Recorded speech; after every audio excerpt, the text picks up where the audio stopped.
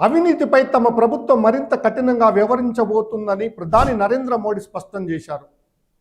తీవ్రమైన అవినీతి ఆరోపణలతో అరెస్ట్ అయిన ప్రధానమంత్రి, ముఖ్యమంత్రులు, మంత్రులు 30 రోజుల్లోగా బెయిల్ పొందకపోతే 31 రోజున తమ పదవులకు రాజీనామా చేయాల్సిందని ఆయన అన్నారు.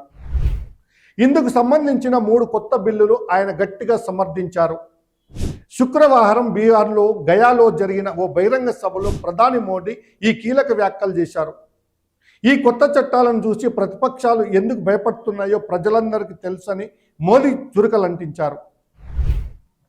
ఎన్డీఏ ప్రభుత్వం తీసుకొచ్చిన ఈ అవినీతి నిరోధక బిల్లుల పరిధిలోకి దేశ ప్రధాని కూడా వస్తారని ఆయన గుర్తు చేశారు.